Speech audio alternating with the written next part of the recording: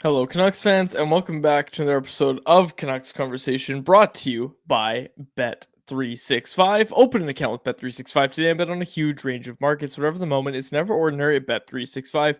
Be sure to use code NATION when you sign up for an account. My name is Dave Guidrelli. I am joined by Harman Dial. He is my co-host on this very show on Canucks Conversation. And Harman, fill in the blank. Kiefer Sherwood is the best Canucks free agent signing since... What's the answer? Oh man, I'm putting you on the spot. I know, so take your time to think about it. I like to do this. I put you on the spot and then I talk through it while you think. I saw some people on Twitter. If you're bringing up the statement here, you got to have a name. I have an answer. I have a few answers. All right, I'll tell you a few. Okay, you start then. Someone pointed out Kevin Lankinen, best signing since Kevin Lankinen. Okay, Kevin Lankinen is one of them. But beyond Kevin Lankinen, I am curious what people in the chat, and I'm asking this right away off the top because I really want to hear people's answer. I don't know if Jeff is watching the show right now, but Jeff, this is going to be the first question I ask you as well. Yeah, and Buttery Spread in the chat here in the YouTube OG chat. Dakota Joshua contract. Oh, see, like there you go. Maybe, and Jeff will have an answer too. Jeff will have an answer. Apparently, he's here and listening. Jeff, that's the first question I'm going to ask you. Kiefer Sherwood is the best free agent signing since Harm. Takes some time to think about it. I'm going to take some time to think about it. Pia Suter's pretty dang good too. Fair. That's a good answer. Michael Samuelson, Rajcraft said Samuelson in the chat. DM Payne said since Jack Skilly, our monthly Jack Skilly mentioned our quota has been hit. The chat is active today. And speaking of the chat, I want to tell you about our Super Chat. Our Super Chat charity partner this season is the BC Mental Health Foundation. You want to make sure your question or comment gets on the show? Hit us with a Super Chat. Proceeds from our Super Chat will go to the BC Mental Health Foundation, changing the face of mental health and addiction by supporting breakthroughs in care, public understanding, research, and knowledge exchange. Okay, Harm. Busy show today. It's going to be a fun show. Jeff Patterson, as I kind of alluded to there, is going to join us in a matter of moments. But I wanted to first talk about this 3-1 victory for the Vancouver Canucks over the Colorado Avalanche, the Kiefer Sherwood show. It's the main thing that everybody's going to talk about. It's the reason we talked about him right off the top. He scores the natural hat-trick, the first hat-trick of his career, caps it off with the empty netter at the end of the game. Kiefer Sherwood was just so phenomenal last night. Yeah, and a lot of it is details, right? We notice the goals, but watch a lot of the things that happen before each of his goals. On the first one, it's the relentless work to protect the puck in the offensive zone corner. And that's how the sequence started, because he drew two Avs defenders towards him, meaning if you're one guy and you got two defenders on you, that means one of your line mates is obviously open. So he poked the puck to Suter, who fed Danton Heinen in front for the initial point blank grade A chance, and then Sherwood pouncing on the rebound. But Heinen doesn't get that initial chance. That rebound opportunity for Sherwood doesn't emerge if it isn't for his ability to hold the puck in the corner there and just ward off Colorado's pressure. The second goal starts with, cleanly picking off a Nathan MacKinnon power play entry pass, which most of the time Nathan MacKinnon is an automatic zone entry. And this isn't just Sherwood, but a compliment to the Canucks PK in general, that there were a couple of times where they stood up against MacKinnon at the line and prevented him from that easy zone entry that he's so used to having against most NHL teams. But to pick off that pass, turn on the Jets, and then go bar down. I mean, he kind of looked like Nate MacKinnon on that breakaway and goal. And then the third goal, the empty netter as well. When you're protecting a 2-0 lead, Mikko Rantanen is one of this game's premier power forwards. The way that he can protect the puck, he's right up there with Leon Draisaitl, where when those guys have it, they are near impossible to steal possession back from. And yet, Kiefer Sherwood, leading up to that empty netter, strips Rantanen cleanly of the puck. Brilliant defensive play at the half wall, and then is able to fire it in long distance. The thing that stood out to me was on each of those goals, subtle details, the disruptiveness, the defensive intelligence to make things happen before the goals themselves. Oh, Jacob, can we get a look at this second goal? Because I tweeted this out as well, Harm. This to me just screams Canucks pre-scout, Canucks coaching staff showing this in the video room, reading off the Nathan MacKinnon dump in. And this is not dump in, excuse me, the kind of dish off that he does. And this is something that we see the Colorado power play do a lot. And I'm actually kind of surprised that Sherwood didn't get burned because he was cheating a little bit. Like he was cheating a little bit to that side, and he got a little lucky. It was a good pre-scout, but like you've watched enough Avs games, you've probably watched more than me. Nathan MacKinnon likes to just bowl into the zone. Like he sometimes dishes it off, but to me, like on that play, that was one where it looked like MacKinnon had the space to do what he usually does, and that's just go right through a guy and go right down the middle.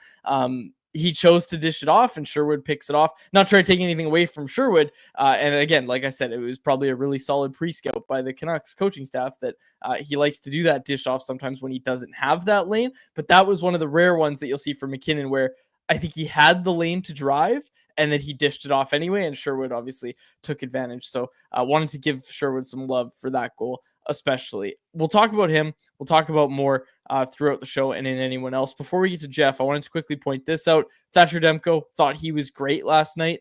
The Avs pull their goalie down 2-0. Sherwood caps off the hat trick.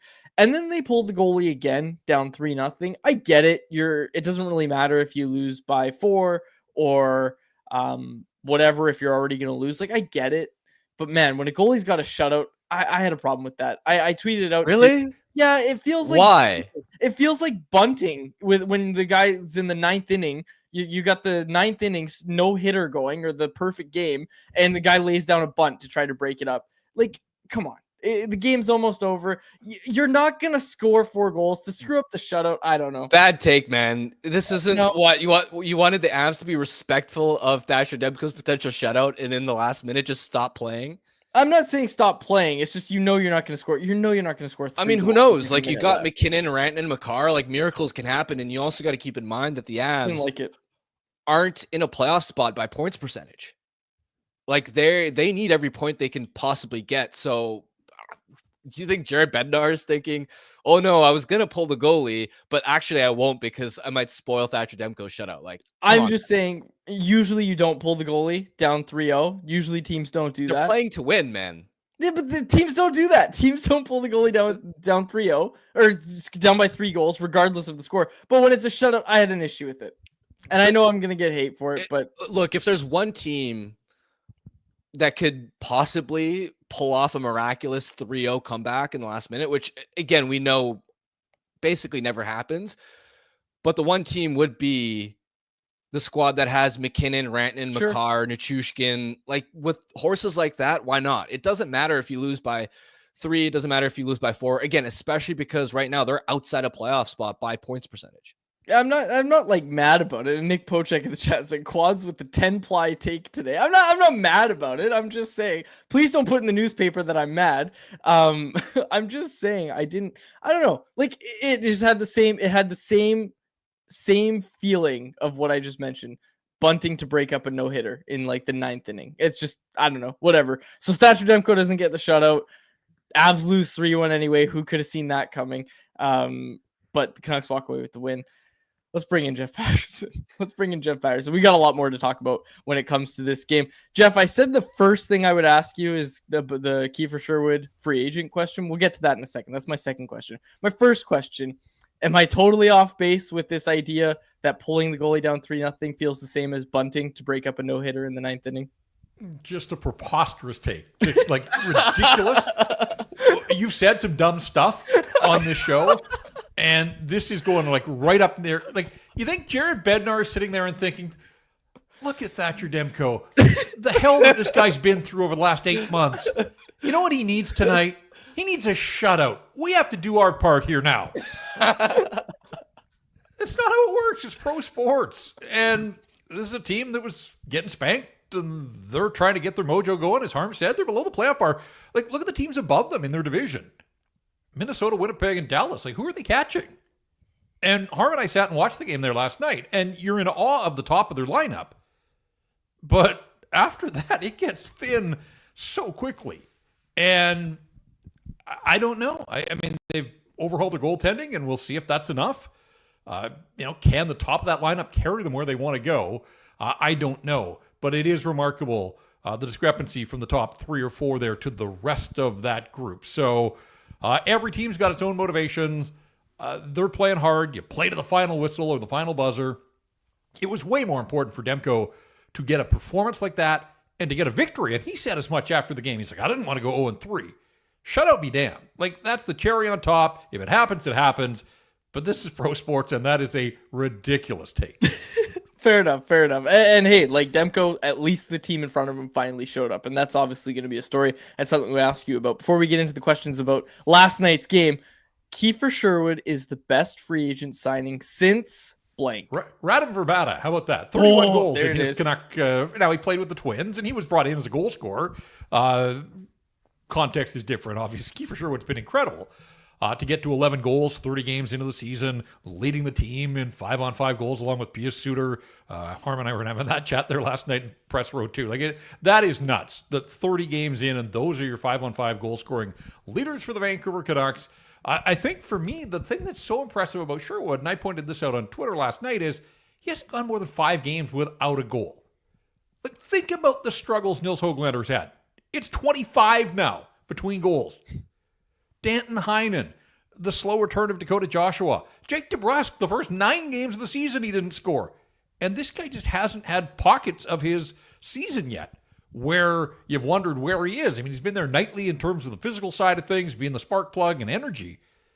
But he's got enough offensive chops. We knew that. There were some that suggested, hey, like, there might be more here to this guy. We've seen what he's done at other levels. And then you see that second goal. The awareness, the anticipation, and from a flat-footed start to pull away from Cale Makar and Nichushkin on the back check and then snap it home. Like, there was just so much to like in that 2-0 goal, which stands up as the game winner because the Avs did break the shutout. I don't know if you heard about that, Dave. I did. Yeah. And so, again, terrific night, terrific season. He's been a ton of fun to watch. Like, I was impressed by how humble he was post-game. You could tell what it meant to him to have the crowd, a nearly full NHL arena chanting his name, things that he just hadn't experienced. So there probably will be some stretches here. Like, I don't think he's going to go every 5 games scoring a goal. There's bound to be a dry stretch. That happens, especially the depth guys that aren't expected and used to scoring at the rate and the level that he has. But he has just made the most of every opportunity. Seems like a really good dude, good teammate.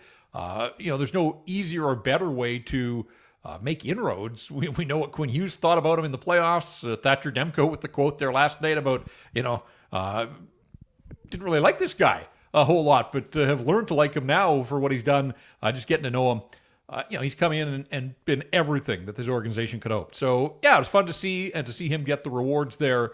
I think there is some belief and reasons for belief that he can keep it up. Maybe like a 30-goal score, that seems like a stretch.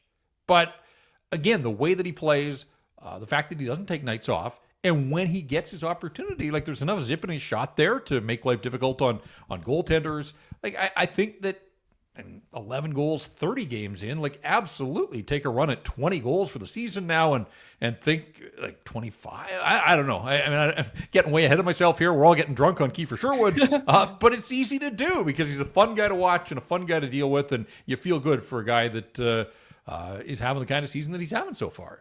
Okay, I need to shout this out. Nick Pochek giving us a super chat. He said $10 for charity and to celebrate Quads getting absolutely destroyed by facts and logic from J-Pat. So Jeff, your takedown of what I'm being told is a bad take. All for a good cause. All for a good cause. All for a great cause. Yes. We thank Nick for that. Foundation. Yes, thank you, Nick.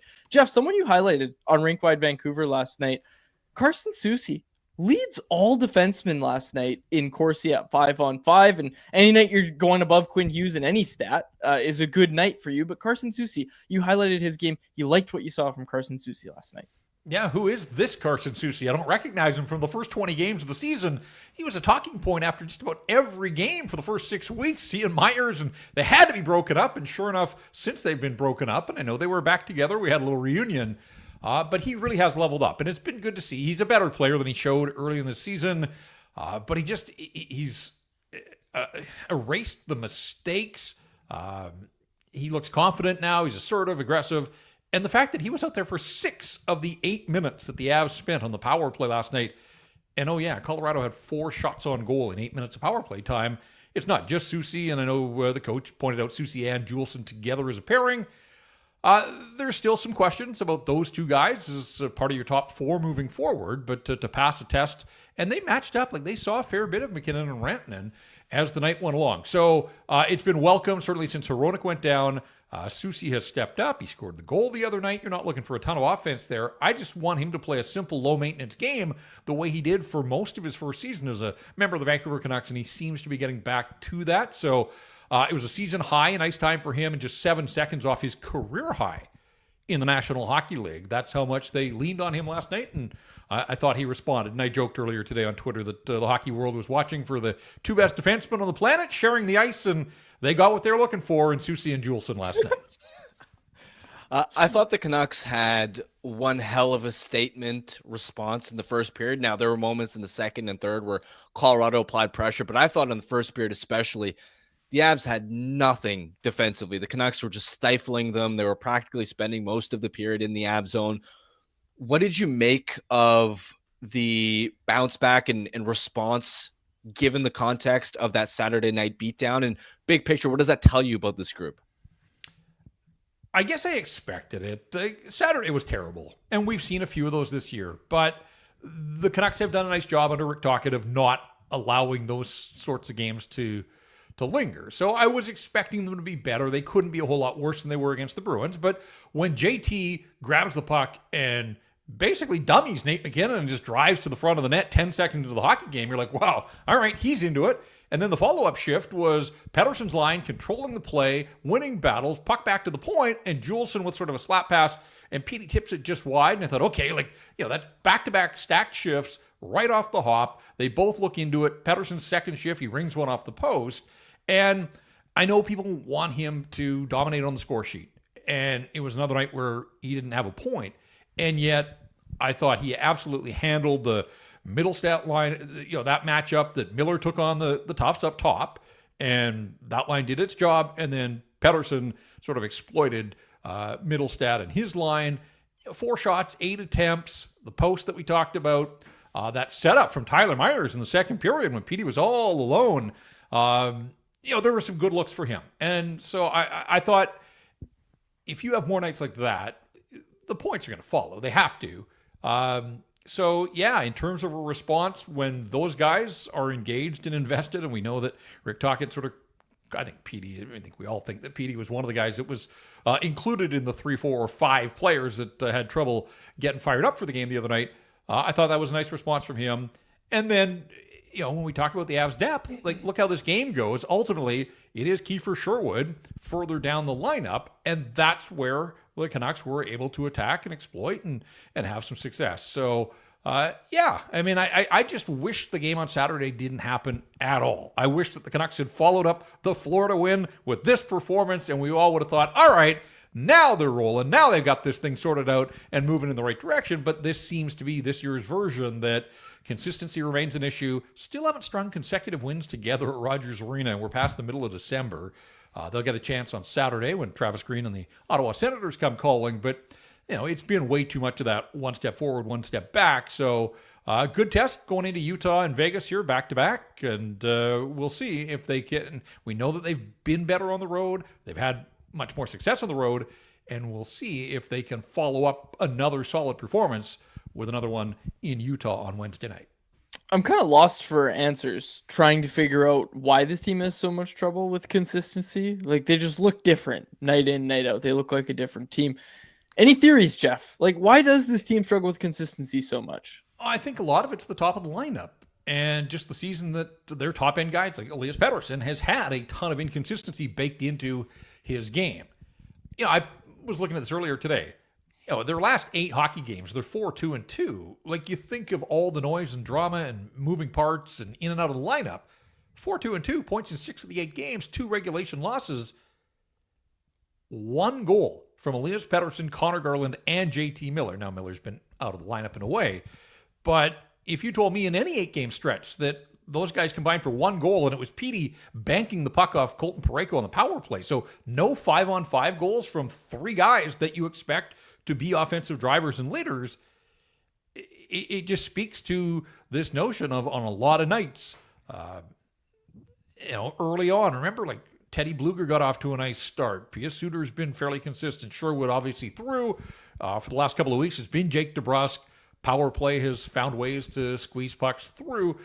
There's lots of different ways that they have achieved victory, but it hasn't always been on the backs of their best players. And so I think that sort of speaks to the inconsistency here that most teams that are at the top of the standings, their best players show up, produce on a nightly basis. I think that's some of the frustration, obviously, for Rick Tocchet throughout the year. But any way you slice it, and I want to be crystal clear on this, like as much as we may point to, oh, these three guys don't have goals in 8, and there's still questions about the defense. The record is spectacular, and I want to give this group credit for being 16-9-5 at the 30-game mark. Like, we've all sat and watched and analyzed. I'm still not certain how it's added up to that kind of record because there has been so much uncertainty and indifference on a lot of nights. But through it all, they have found ways. I suppose Kevin Lankinen has been one of the real constant themes, giving them the kind of goaltending that they've needed. And now, man, if Thatcher Demko has reached a level with a performance like last night, that's a really encouraging sign for the Canucks moving forward. With Brock Boeser, there's been chatter in the market lately about his future, his next contract. I would bet that if the Canucks are going to extend him, that the AAV would have to start with an 8. Where do you stand on Boeser's future, and how comfortable would you be signing him to a lucrative long-term extension? I don't have a huge issue with something that starts with an 8. A 40-goal guy last year. He's not anywhere close to that pace, and the head injury seems to have slowed him down a little bit here, and JT's absence as well. But I still think that he should be a 30-goal guy every year in his prime, and those guys get paid, especially as an unrestricted free agent. So as the cap goes up, he's making 6.65 now. Like, the jump from 6.5 to 8 isn't great when you're buying out UFA years. It's term. It's all about term for me. And sure, you would have some real concerns, I think, about going on a max deal. What would that look like at the back end? We always talk about contracts not aging well. I do think with Brock's foot speed that is going to be a concern into his 30s. He loves it in Vancouver. He's made that abundantly clear. The times when his name has surfaced in trade rumors, you know that he doesn't want to leave. This is the only hockey home that he's known. He just passed the 500-game mark. Are he and his agent Ben Hankinson willing to play ball here? I think the Canucks would have trouble getting him on a 6-year contract just because 28-year-old free agents who have scored 40, they know they're going to get paid. So as much as in a perfect world, if you'd convince him, 6 years, stay and try and win a cup here, would he listen to something like that? I think that would be a difficult conversation for the player to have, leaving a bunch of money on the table there. So it's pretty clear, I think, by now. Jim Rutherford on After Hours the other night, playing the long game here. I think this management group isn't 100% sold on the repeatability of another 40-goal season, and yet, who was one of their best players in the playoffs last year? It was Brock Boeser. So that just sort of strengthens his argument about his value and what he should be able to command on the market. It's going to be fascinating. The fact that it doesn't sound like there's an awful lot happening behind the scenes between these two sides, it does make you wonder ultimately where this is going to go. But Brock's been a really good Canuck for a lot of years. I believe him when he says he wants to stay here, but it is a business, and ultimately he's not going to take a massive hometown discount just to make the Canucks happy. He has to set himself up, and as a player, you don't get unrestricted free agency very often. So, for him, I think best case scenario would be that he starts to heat up again. Like, the head injury seemed to slow him down a bit, and then not having JT back when he returned to the lineup, what is it? I think he scored twice since he came back from the head knock. So they need him. Again, you look through this lineup and the guys that really haven't had these great runs of late, that's encouraging to me because you know that Paterson and Miller and Boeser are going to score some goals and create some offense. And Connor Garland has played too well all season to, this is sort of his first really quiet stretch of the season. Again, you get any of those guys going, and I think that bodes well for the Vancouver Canucks. So, yeah, I don't have the answers, but I am, like everybody, fascinated to sort of see how this Boeser storyline plays out.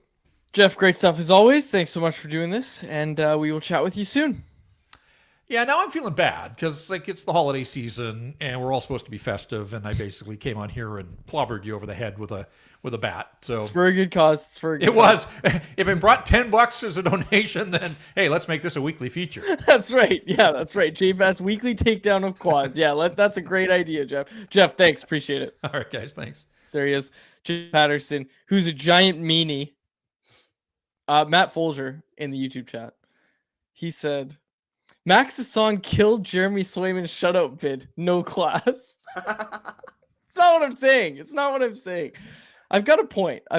You might not be ready to admit it, but I've got a point. I didn't say, oh, I hate this. This has to be out of the game. This is Instagram hockey. I didn't say any of that.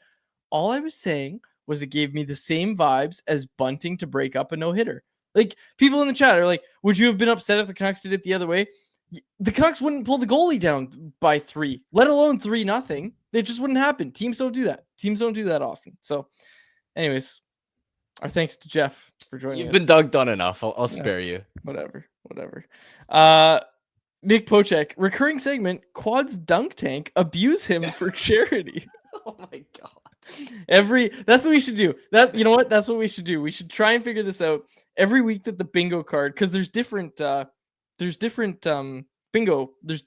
cards now. I forgot to mention that.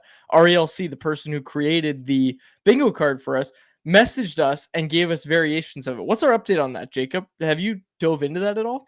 I have not. I haven't even looked at all of the other cards yet, but we'll get it figured out. It's only Tuesday. We've got a few more days left to take a look. And then I think what we'll do is on Friday, I'll just kind of pick one of the cards and we'll go through and see if we hit all of them. Okay, we'll see. Let's raise some money with these super chats. It's a good initiative. I'm excited about it. Okay, any takeaways? Anything you want to touch on from that conversation with Jeff? I have more about the game that I want to talk about, but anything particularly from Jeff that stood out to you, Harm? Just to add to the love that and praise that he gave Carson Susi, I thought Noah Juleson as well was an unsung defensive hero last night. Nearly 8 minutes head-to-head against McKinnon at 5-on-5, and the Canucks had a 3-2 edge in high-danger chances. I mean, Noah Juleson is supposed to be a good number 7 defenseman. Part of that job assignment does not include going head-to-head against Nathan McKinnon that consistently at 5-on-5 and the penalty kill. And for him to hold up well defensively, I thought he was a rock back there. There's a rush early in the third period where Mikko Rantanen basically sliced through the Canucks structure in the neutral zone. He was going sort of looping around the net, and Thatcher Demko had sort of overplayed it, similar to one of the Boston wraparound goals on Saturday night. The right side of Demko's net was basically exposed as Rantanen looped behind the net. Juleson was there to block the pass in front, which basically saved the goal at a really key pivotal moment where the Avs were starting to build momentum. So wanted to give Juleson some credit for terrific defensive play last night. Okay, let's get to anyone else. We'll talk about a poll question in the back half of anyone else, but I want to get to anyone else, which is brought to you by our friends over at Greta, a great spot for all games, home and away. We were there for the first viewing party of the season on October 19th, and we're going to be there for more throughout the season, so don't miss out. But even if we're not there, you certainly should be. Just minutes from the arena, come by before and after the game or whatever event you're downtown for with arcade games, weekly drink specials, and the recently updated street food menu. Greta Bar YVR is the place to be. 50 West Cordova Street is the address. Let the games begin. Okay, Harm. I was diving into some numbers, and I know you always get a little scared when I say that, but I was diving into some numbers, and people are pointing out Elias Paterson, no points since JT Miller's returned.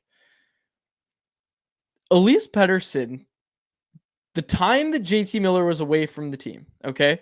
Elias Patterson was spending most of his minutes with Quinn Hughes. And maybe someone already knew this. I didn't know this. I haven't heard people talking about this, so I'm going to bring it up. JT Miller has spent the overwhelming majority of his minutes since returning and before leaving. Those minutes were spent with Quinn Hughes, okay?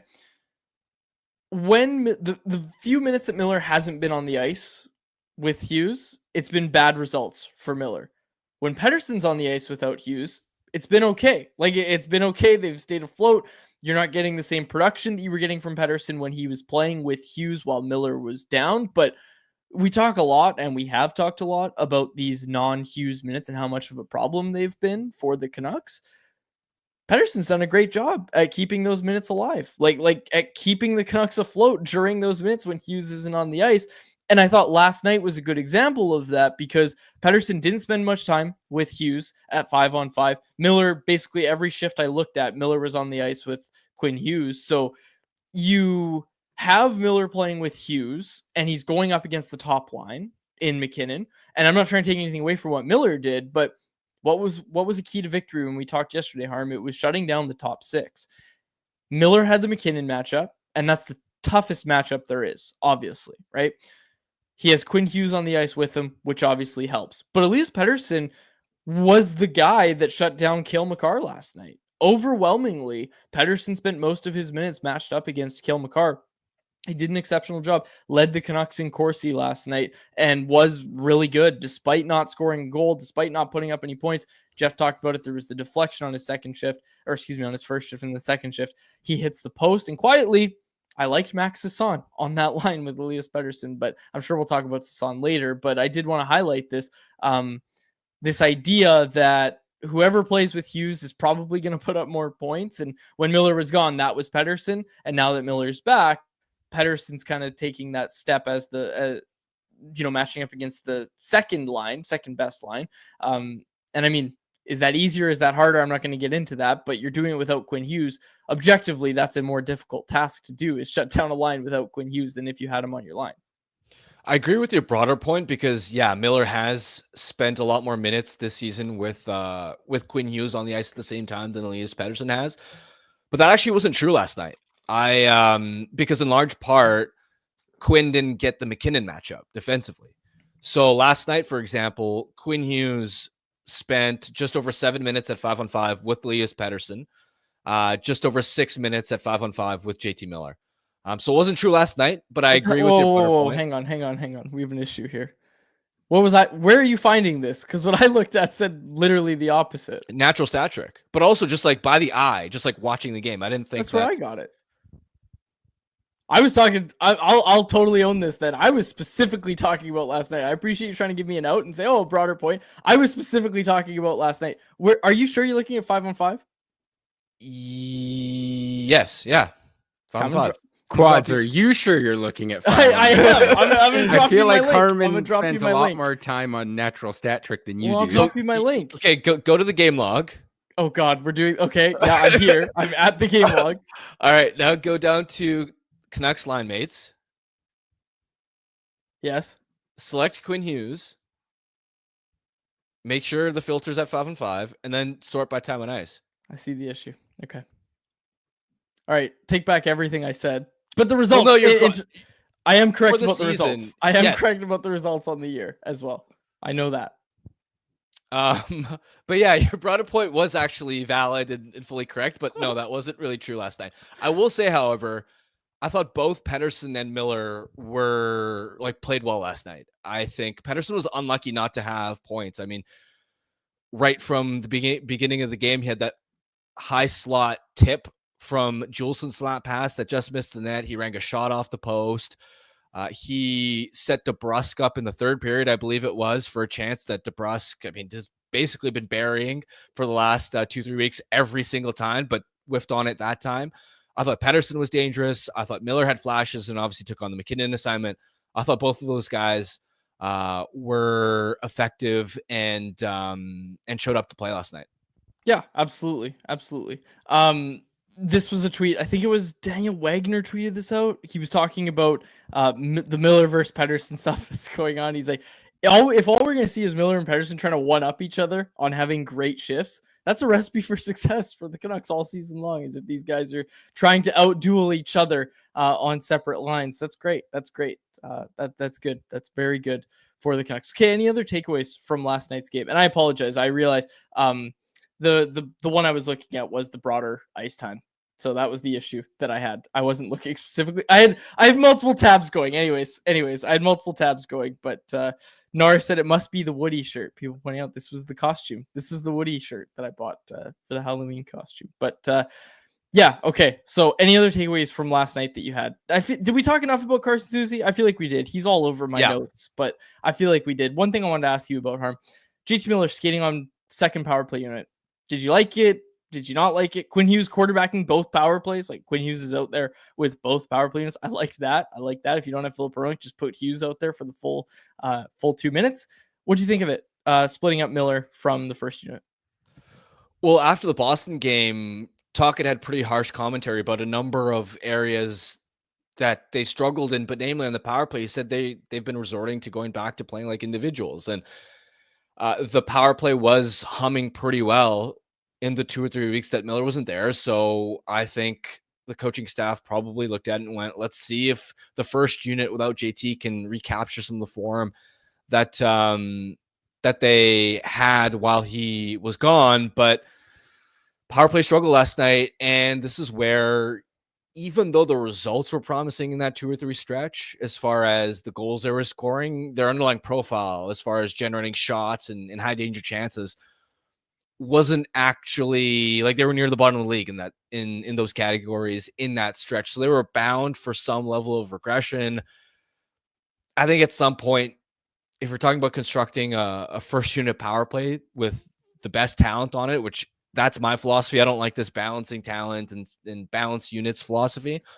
You got to have JT Miller on that unit eventually. Maybe you experiment with it for another game, maybe, but he should be on the top unit. I agree with you. We talked about the idea of splitting it up before, and we've talked about, maybe JT running his own unit is something you can explore, but right now, it's in my mind, one thing that goes to it as well is it just doesn't feel like Brock Boeser is the biggest shooting threat in the world right now. And I think that kind of plays into why I think you got to have Miller back on there. We'll see what they do. They've got 2 games back-to-back coming up. We'll be back tomorrow to preview the game against Utah, and then it's off to Vegas for the Canucks. So let's not preview that road trip just yet, but anything specific about last night that I had in my notes still? Hang on. Demko, I feel like we talked about Demko. Obviously, we talked enough about Sherwood. Oh, yeah. This post-game press conference from Rick Tocchet. Rick Tocchet liked everybody, it seemed, because he just went through his game sheet. Were you at the press conference post-game? No, I was still writing in the press box, and I didn't need quotes, so I skipped the avail. Did we ever? I don't think we ever got an explanation of why Tocchet was so short, but he just kind of showed up and was like, I'm not taking many questions tonight, but here's my summary of the game, and he read off the sheet. Do we have the clip, Jacob? Let's just play the clip if we have it. Yeah, here it is. Just let me remind everybody. Millsy was great. Line was great, shutting down McKinnon. I thought PD's line was really good. Sherwood actually unreal game, his line, but he was great. Teddy's line, I thought Hoggy gave us some juice and Dak, and I thought the D were really good. Julesen and Susi especially on the PK, and that's kind of my summary. So I'm not going to talk much tonight. So, but a couple of questions, I'm out of here. Not feeling well? I don't know. We never got an answer. It's funny, but I'll give you a hot take. I'll give you a real hot take. And I know our media colleagues are going to be face palming very hard. I prefer a press conference like this. You know what's coming. You know what questions are going to be asked. Just put it through the grinder. Let us know your thoughts. And take a couple questions. I don't know. Like I get it. And I don't have a problem. Let me be very clear. I don't have a problem with this at all. But at a consistent level, one of the things I really appreciate about covering Rick Tocchet is how detail oriented he is with his answers. He doesn't just stick to his cliches. He is honest. He is as transparent as he can be. Given the public nature of everything that he says is going to be online. And I go into press conferences if I have a question in my mind, knowing that I'm going to get some level of legitimate insight from Tocchet, which I genuinely appreciate, because again, you go around the NHL, that's not always true with a lot of head coaches. A lot of them are cagey, a lot of them are guarded, a lot of them are very vague. I think Tocchet's transparency, his honesty, the detail-oriented nature of his responses are, I think, a big part of why both the media and the fan base as a whole has come to have a positive impression of him as head coach of this team. Yeah, and people in the chat are pointing out there's obviously a flu going through this team right now. So maybe Tocchet's just not feeling well and dipped out. late start too, 7:30. Everybody's trying to get out of there. In a decent amount of time. So yeah, I don't know. I don't know what it was. We don't have an explanation just yet. But Tocchet wasn't in the talking mood last night. But that's the thing. I'd rather he not talk after a game like that than like if he can't do that against like the Boston game. He can't just be like, I don't want to talk about that one. See you later. Like that's where you get into that John Tortorella territory where it's like the league has to step in and be like, John, you can't do that. Like you can't just show up to a press conference and go, I'm not taking any questions tonight and walk away. Like it's fun. That's a fun soundbite. But yes, obviously I'm being a little sarcastic when I say I wish every press conference was like that. But sometimes I like a nice short press conference. Those are sometimes nice, especially if you know what's coming.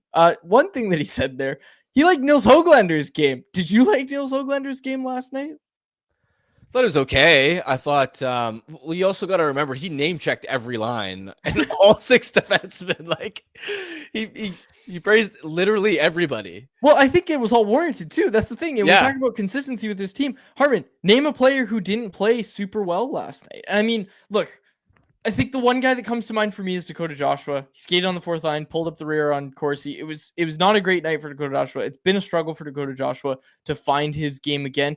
He is, I'd say, again, when we go back to that Boston game, he's the only guy I'm willing to make an excuse for where I'm like, okay, you know what? You take your time. It's going to take you some time to get back. Whatever it is you're going through, no one can possibly relate to what Dakota Joshua is going through mentally, physically, all that stuff. So you do what you need to do. Okay. So that's why I'm not going to sit here and say, oh yeah, I got problems with Dakota Joshua that I really want to flesh out here. But seriously, look at that lineup. Look what everyone did last night. Can you point to a guy who you looked at and said, yeah, I really didn't like his game? I did. I guess as I say it out loud, he didn't mention Denton Heinen. I don't know if that was by design, but I didn't like Denton Heinen last. But he got a primary assist too, and again he name checked the line. So. Oh, he did too. Yeah, he did.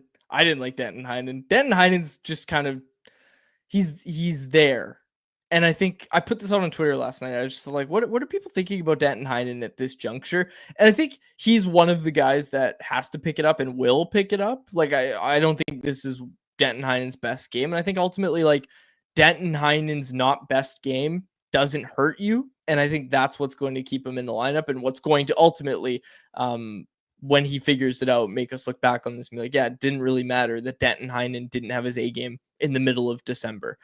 He's just pretty unspectacular player. And obviously those guys have value, but yeah, just didn't love what I saw from Denton Heinen last night. Yeah, he's got more to give for sure. And I'm at least glad that, picked up an assist there. Oh, see, I made the mistake of saying, can you name players who you didn't like last night? And the chat is naming players they didn't like. This one from Calder Kid Petey in the YouTube chat. He said, Brandstrom isn't playing very good. He's making bad plays. Arvin Ojala said, Brandstrom is not going to play the right side, in my opinion. Yeah, I didn't think he was good. I didn't think Eric Brandstrom was good. Did Tocchet mention Brandstrom? I might have to go back and listen. Well, no. But he just said the D played well, and then specifically gave praise to Susi and Juleson. And they were spectacular. So obviously Tocchet has big problems with Quinn Hughes, Tyler Myers, Eric. No, I'm just kidding. But Brandstrom, in all seriousness, like didn't love Brandstrom's game last night. Yeah, especially that delayed game penalty in the first period. Up until that point, the Canucks had sort of been dominating. We're clearly on the front foot, and that could have been a turning point if Colorado scores on that power play. Unforced error, not a great penalty, and he's got to pick it up if he wants to consistently stay in the lineup. Okay, we got some ones from the chat here, Harm. Let's get to it. Nick Pochek said, which player would become the most dominant? Quinn Hughes at 6'2" or Elias Paterson at 210 pounds? I'm going to say Quinn Hughes at 6'2". If he can skate like Quinn Hughes at 6'2", easily. Okay, this one from Sean Barber in the chat. Would a Höglander for Capo Caco swap be possible? Would it be a good idea if it's possible? As I give you time to Google, as I give you time to do whatever research you need, I'm going to provide a little bit of context. Capo Caco was a healthy scratch in New York. He had some comments in the media that I don't think are going to sit very well with anyone. He had one where he said, kind of alluded to the fact that he thought he had teammates that should have sat, and I don't think that's the route that you really want to take. But he also just kind of said, like, I guess it's easy to pick on the young guy. Am I crazy or has Capo Caco been in the league for like 7 years at this point? Am I off? Like off the top of my head, how many years has Capo Caco been in the league? I think around 6. Okay, so I was one off, but still, pick on the young guy. I don't know about that. I don't know about that. Well, he's not wrong. He's actually played well this season. He has played well, but is it easy to pick on the young guy? I don't know if that's really the reasoning that for the coaching staff is. Oh, let's take out the young player. Well, they have.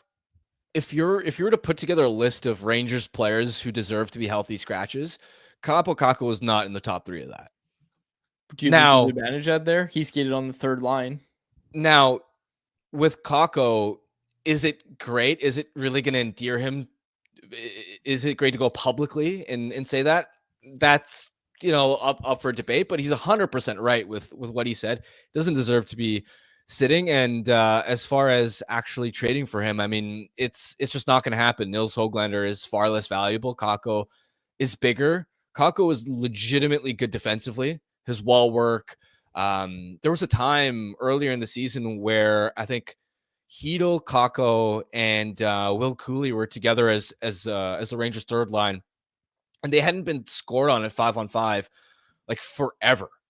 So he can work in like a checking line role, whereas with Höglander, we know that he's got defensive deficiencies. Not to mention that Caco scored 14 points in 29 games, whereas Höglander's got 5 points this season. So yeah, I'd love that swap if the Canucks could make it, but the Rangers aren't going to do that. Why would they? Höglander is smaller, more defensively deficient, and has been producing less. Jeremy Lee, on the topic of Hogs, any regret that the Canucks kept Höglander over Vasily Podkolzin? Nope. No, that was a quick answer. Even with what Podkolzin's starting to do in Edmonton, no. I mean, he's played well, but he's also been spoon-fed a lot of minutes at times with like top players. Oh yeah. No, like that's the thing is even when he was struggling at the start of the year, and I think we talked about this with Bag Milk, like they were like, no, you're going to work with Leon Draisaitl. It's going to work. You're going to figure it out. He's up to 11 points on the year, 3 goals for Vasily Podkolzin. So I think it's an interesting conversation, but yeah, not one that we're going to have for too much longer. So I did want to get to, did you happen to watch last night's game, Panthers Oilers? I didn't get a chance to watch it. I was covering the game. So really good game. Really, really solid game. Third period, I had to have 2 screens going because obviously Canucks are starting. Third period, Oilers just totally blow it. And I picked them in the Bet365 bet of the day yesterday. The Oilers need a goaltender. And nobody wants to hear it. In Edmonton, there's people blaming Bouchard. Bouchard blew a tire. I know that's going to happen, obviously. But, man, the Oilers need a goaltender. And there was that sharp angle shot. And this is what happens when you go into the RVH. I know it's a symptom of that. There was the short side goal that went on Stuart Skinner. And it's just like, you just needed a save. You needed a save from Stuart Skinner. And I don't know, man. It was tough. And I obviously am a little more emotionally invested when I lose my bet as a result of it. But like the Oilers were leading that game 5-2, and then they collapse in the third period and lose. And I think it partly is on Stuart Skinner. So I don't know how much more I'm going to make excuses for this team, but you needed more from Stuart Skinner. Just 22 saves. How many goaltenders are realistically available in the trade market, and B, clear-cut upgrades on Stuart Skinner? Not maybe he could be better, but especially given the volatility of goaltenders that you look at and go, 100% this guy is going to be better than Stuart Skinner. Well, I'm not saying it in this purpose of, they got to go make a trade. They got to do something. I'm just saying I like the Oilers to potentially win the cup. I don't love it with Stuart Skinner in net. That's all. Like I've believed in Stuart Skinner in the past, and it keeps coming back to Stuart Skinner when I look at the Oilers and their struggles, which isn't great. It's a weakness. It's a question mark, and yet they still made Game 7 of the Stanley Cup Final with him, and he outdueled. This is the weird thing about the playoffs. He was awful, borderline unplayable in the Vancouver series. But after that, he sorry, I think my mic disconnected. Oh yeah, you're good. But then he outdueled Jake Ottinger. in the Western Conference Final. Who would have thought that Jake Ottinger versus Stuart Skinner, that Skinner's going to win that matchup? And even though he was awful last night, he's been good lately. I think I looked it up now. He had a .925 save percentage in his last 8 games before. Last night's loss to the Panthers. Yeah, it's a question mark. It's a weakness. It's a concern, but I don't think they can realistically trade and upgrade that midseason. Oh, that's fair. But you got to win game 8. Like, if you're Stuart Skinner, you got to win game 8. And last night they had game 8 against the Panthers, and I think he let them down. That's my view on the game. Okay, what else do I have? I had one more thing written down. Oh yeah, I wanted to talk about this yesterday. Did you see Lindy Ruff's quote in Buffalo? He is falling on the sword, squarely falling on the sword after 10 straight losses for the Sabres after their game against the Leafs on Saturday. The quote from Ruff was, "I'm lost for words. I got to get these guys ready to play. It's nobody else but me." Man, that team needs to make a move so badly. We talked last week about Kevin Adams' downright brutal "we're not Florida" press conference where there was just very little ownership taken. And speaking of ownership, Terry Pegula, did you see this? Owner of the Buffalo Bills, not Bulls, Buffalo Bills and the Sabres. He's getting on the team flight. He's going to Montreal with them. He's going with them. You think Terry Pegula wants to do that while he's gearing up for the Bills to make a run at the Super Bowl? Like, come on. Like, don't make the owner hop on the flight here. It's just, what are we doing? Well, ownership is part of the problem there. They've been, now I'm not fully caught up with all of the behind the scenes storylines, but Sabres fans hate ownership. I know they do. I think they should hate their GM more. Like, I don't think their GM's done a good job, and I don't think the GM before that did a good job. I think there's a lot of... Well, who's the guy that hires these people? Fair enough. That's a fair point. But what's ownership going on the plane for? What are we doing here? Are you going to fire him on the plane? Because I think that's the only shoe to drop in Buffalo for me. Like, you can't fire Lindy Ruff again. You can't do that again. Like, what are we talking about here? Lindy Ruff falling on the sword, I get it, but man, like, what do you do if you're the Sabres? Seriously, what do you do at this point? Honestly, what's the answer? I don't know. If I knew, I would probably be a very rich man. I would probably be emailing Terry Pegula my resume in a slideshow.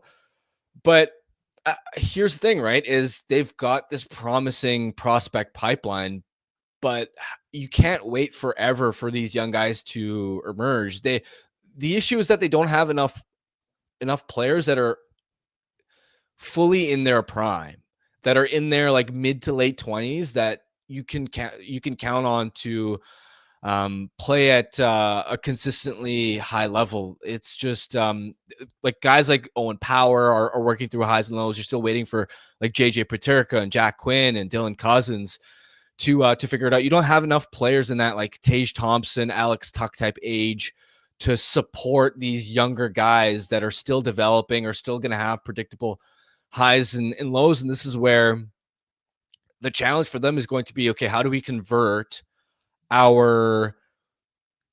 our first round picks and all of our prospects into pieces that can help us win now? And that's not always easy to execute, especially because Buffalo is in a very attractive market to play in. Okay, final thing for me. I went to the Coquitlam Express's teddy bear toss game this past weekend. I need to see a teddy bear toss in the NHL. The Giants once did theirs at Rogers Arena. It was fantastic. It was electric.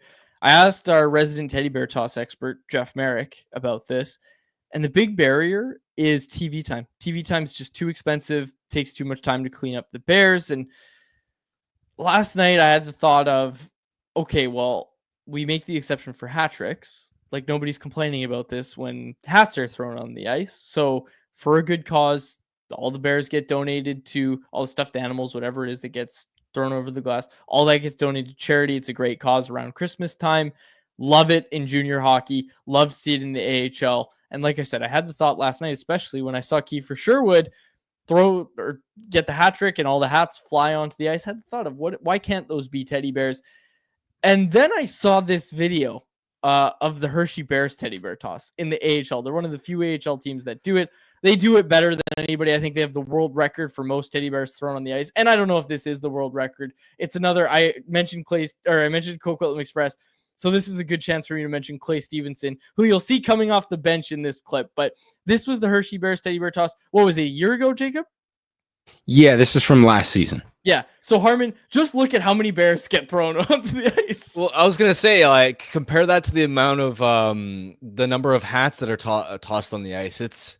Hats are pretty quick to clean up. That must take ages. That does take some time. And the thing is, like, here you'll see it too. The players help, but I think what really slows this down is you'd have to have an agreement where, okay, all the players aren't going to skate onto the ice. You know, the guys who are on the ice, you clean it up. You get the cleanup crew out with the shovels, right? And you just shovel. Like, I don't know. We'll see. Get me a Doesn't sound teddy very bear practical. toss. Get me a teddy bear toss in the NHL. I think it's great. I think the big difference is in the AHL, most of their games are not on TV. They just live stream them online, so you can get away with a nice 20-minute delay in the middle of the first period. But it's going to be really... Is it really 20? It's not that long. Oh, it takes a while, and then, you know, they get players that have to take photos for the team's social media accounts. So don't do that. Get rid of all that. I mean, like, a lot of teams, you know, in junior, or even, I don't know if they do it in the AHL, but like, if the goal gets scored with like under 2 minutes left in the first period, they just add an extra time back onto the second period and make a long intermission, just because like, teams don't want to have 20 minutes, play 60 more seconds, and then take a 20-minute intermission anyways. So there's certainly things that are going to prevent it from ever happening in the NHL, but I'm with you. I think it'd be so cool to see an NHL team actually do it, but it will remain in our dreams, I would say. I just got an idea. Okay, so both of you know this, I'm sure. The MLB has a thing for incentivizing teams to get their young prospects into the league faster. They have an incentive where if you do that, you get an additional draft pick. At the end of the first round, your team gets another pick. Okay, so it's like a round 1B type thing. They don't go right to round 2. So you get additional picks. Team that cleans up the Bears the fastest gets an additional draft pick in the first round. Thoughts? You somehow topped your abs were disrespectful for pulling the goalie and ruining Thatcher Demko's shutout day. Congrats.